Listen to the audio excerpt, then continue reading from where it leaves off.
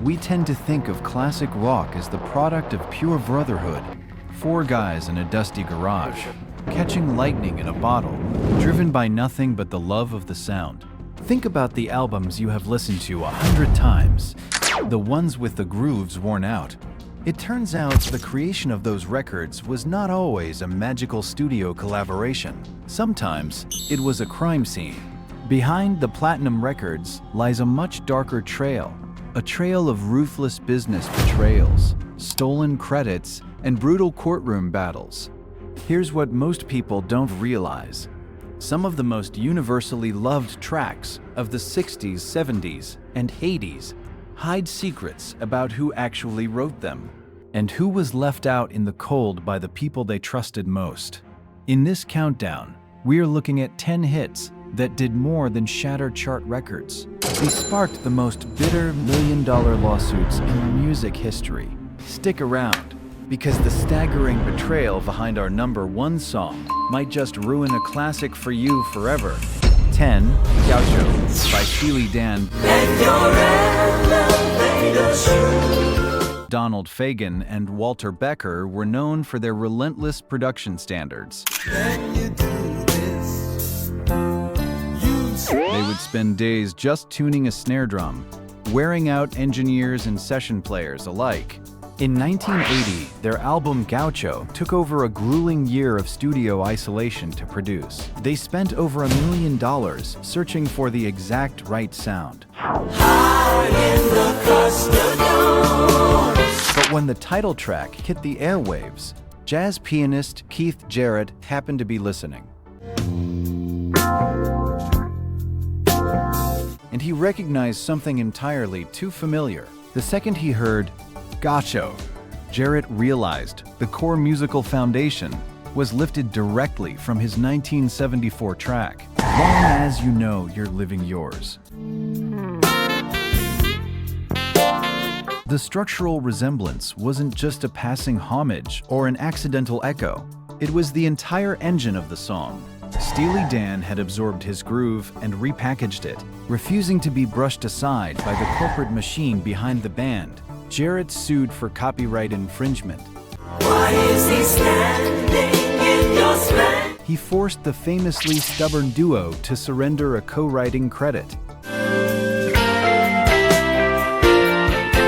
For a group that prided itself on complex, entirely original composition, this was a staggering public embarrassment. They had built their entire identity around being untouchable musical scholars. To get caught lifting a groove shattered that carefully constructed image. It proved that nobody is above the reach of copyright justice. Sometimes the desperate pursuit of the perfect sound leads a musician to take something that simply isn't theirs. 9 Die You Think I'm Sexy by Rod Stewart. There are songs you recognize in the first 3 seconds. In 1978, Rod Stewart released a disco rock crossover hit that completely took over the globe. It peaked at #1 on the Billboard Hot 100, dominating radio stations for months. It moved over 2 million physical copies in the United States alone before the international legal papers were even served. But here's the strange part. The most famous hook of the decade was built on a melody stolen from an uncredited Brazilian artist. Jorge Ben-Jor launched a massive lawsuit against Stewart. He proved that the signature chorus was lifted directly from his 1976 song Taj Mahal. The similarities were undeniable, matching note for note. Stewart didn't even try to drag it through a trial. He later confessed in his autobiography to what he called unconscious plagiarism. He admitted that he had absorbed the melody while attending the chaotic, music-filled Rio Carnival. The tune simply lodged in his brain, and he later hummed it in the studio, thinking he had written it himself. The dispute was settled quietly out of court. As part of the agreement, Stewart was forced to forfeit all of the track's massive royalties to UNICEF. gave away millions. But the lawsuit exposed a rampant trend of Western superstars absorbing international music and repackaging it for staggering profits without giving proper financial credit. A track might conquer the world, but it always carries the ghosts of the streets where it was actually born. 8. Hello, I Love You by The Doors. Hello, I love you, let me jump in your game. In the late 60s, The Doors were the poster children for anti-establishment rebellion. They were poets, provocateurs, and counterculture heroes. But in 1968, they got caught in a very traditional, highly corporate shakedown. The Kinks caught them red-handed, stealing their biggest riff. I love you, won't you tell me your name? Hello. When Hello, I Love You hit the airwaves, Ray Davies of the Kinks sat by the radio and noticed an undeniable structural and melodic similarity to his own hit, All Day and All of the Night.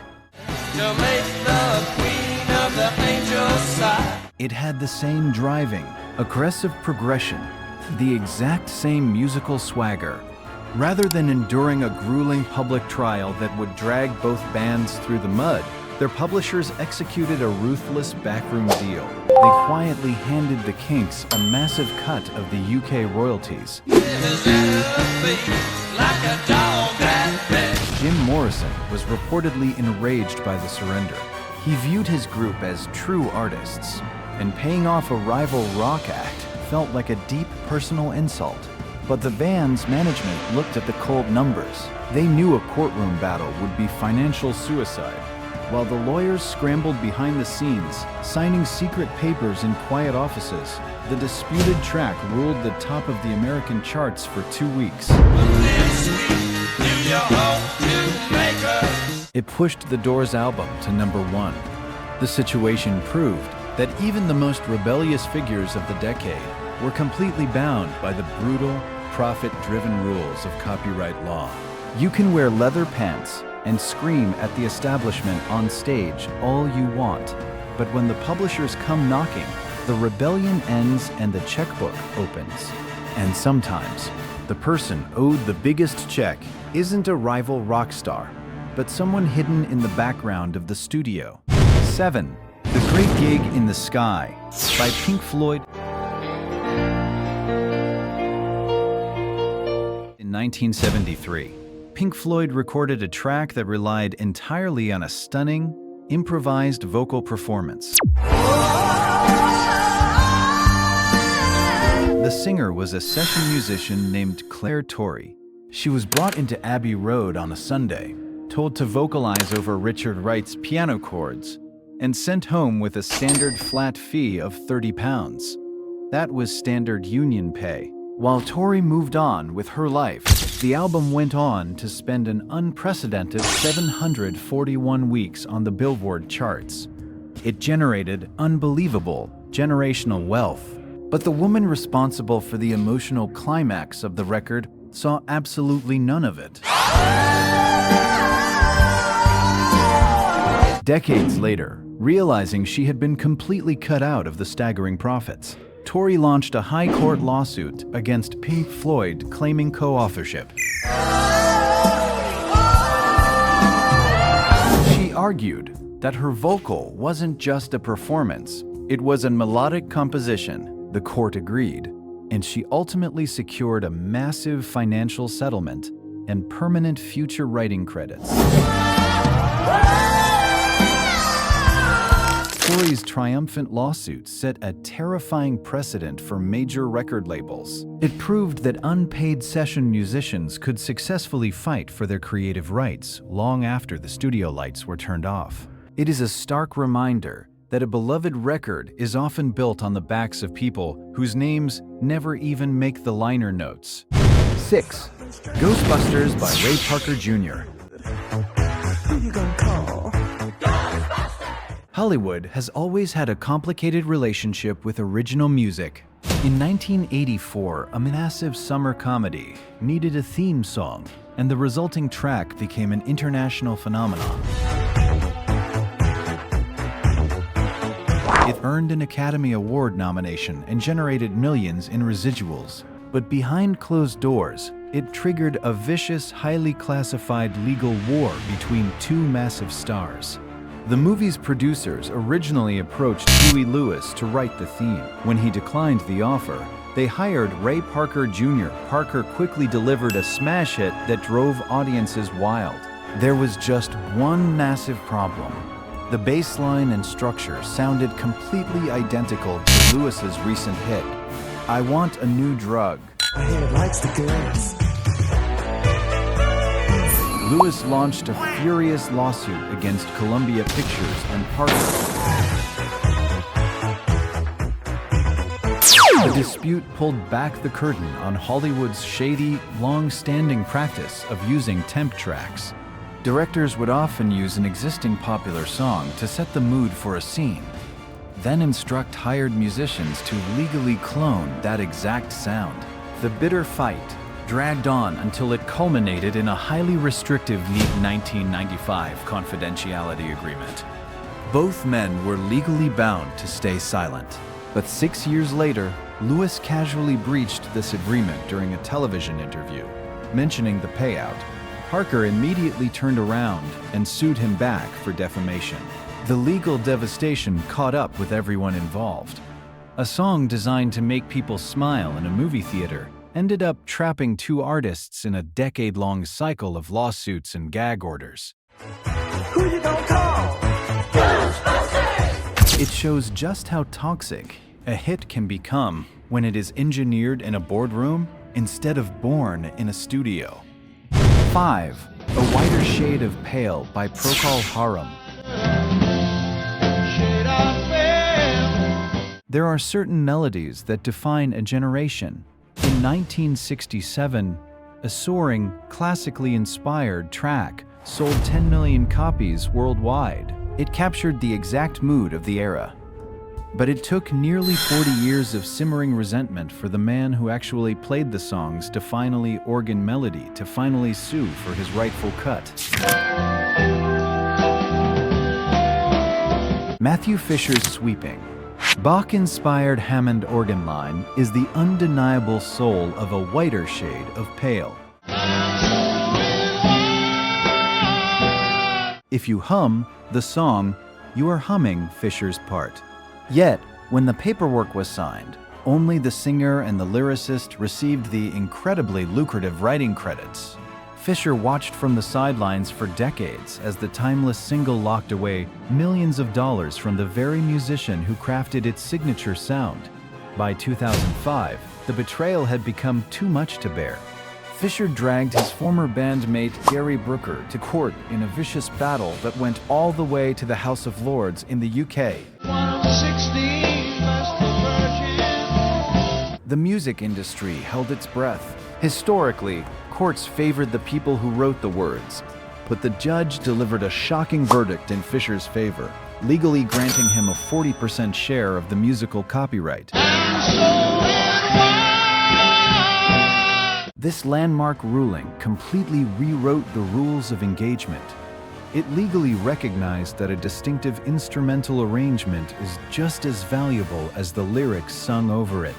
Sometimes, the most important words in a song aren't words at all, but the notes played in the background. 4. The Old Man Down the Road by John Fogerty.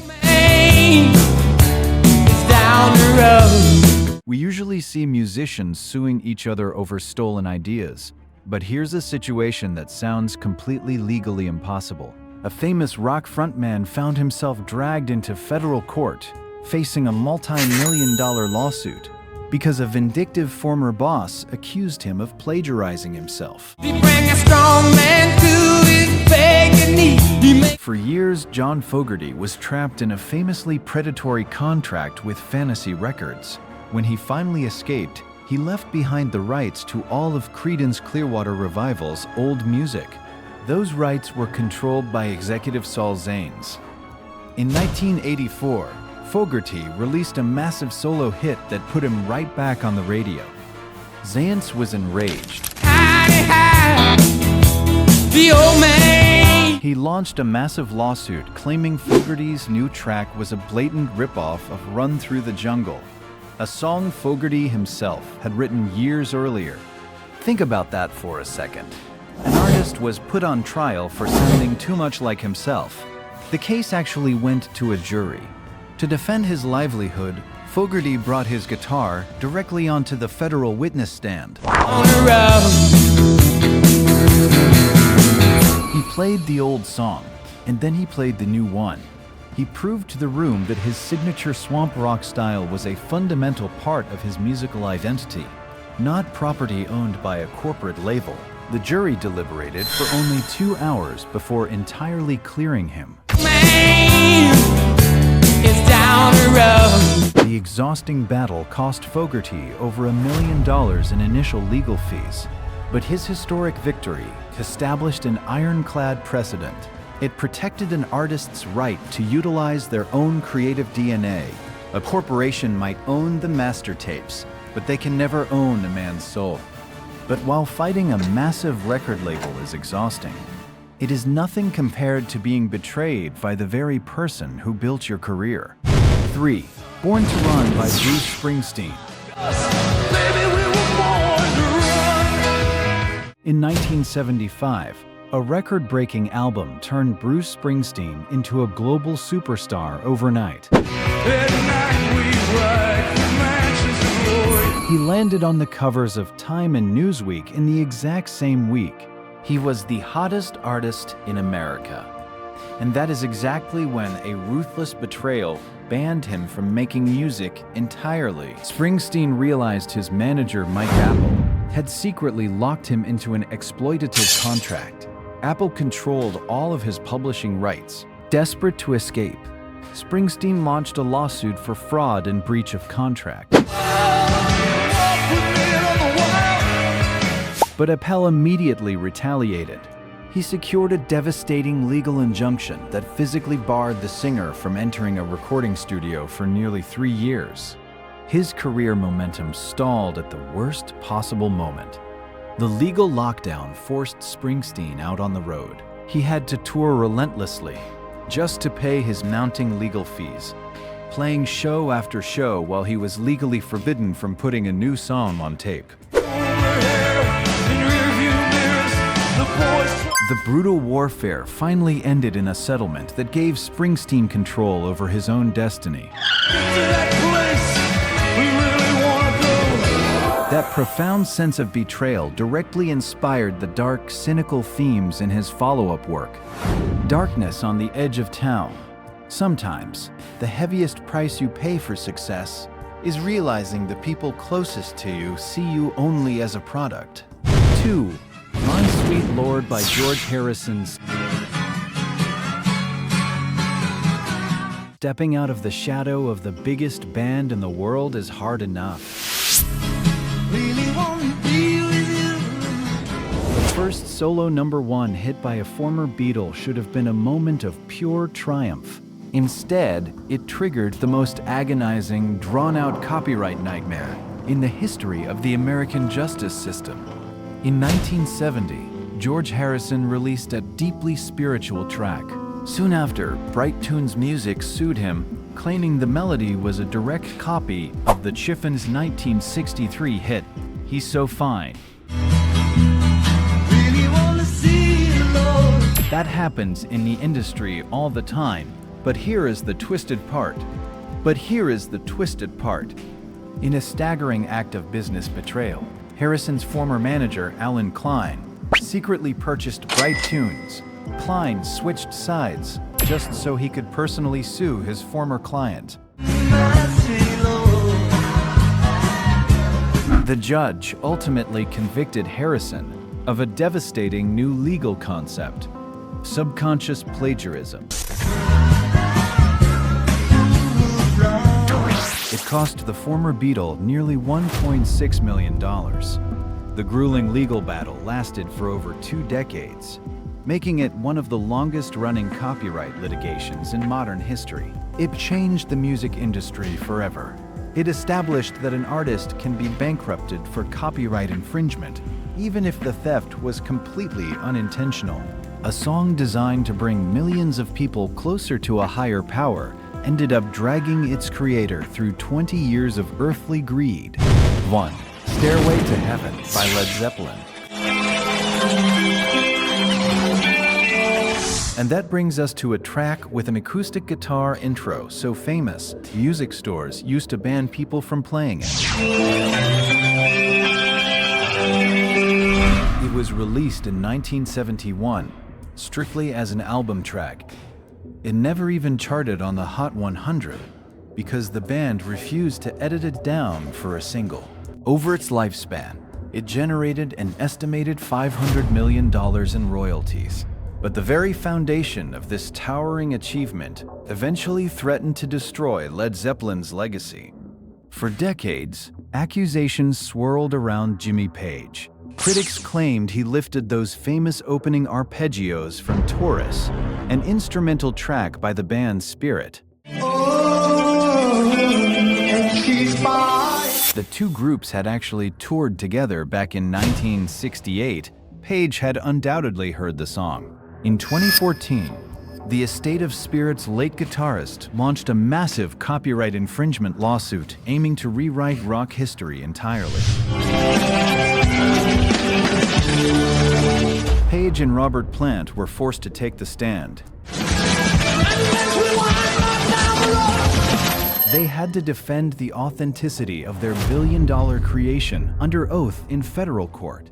In 2016, a jury finally ruled in their favor, but the spectacular trial proved that even the untouchable monoliths of rock are not immune to the brutal scrutiny of a courtroom. It stands as the definitive test of where universal musical inspiration ends and ruthless theft begins. We want to believe that true art comes from a divine spark, but sometimes that spark looks an awful lot like the opening act set list.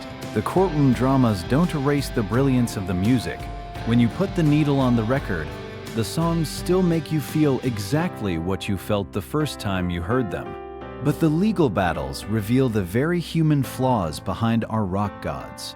They show us the desperation, the greed, and the terrifying compromises artists make just to be heard. Because some songs become hits, others define an entire moment in time, and sometimes they define a legal precedent that outlasts the artists themselves.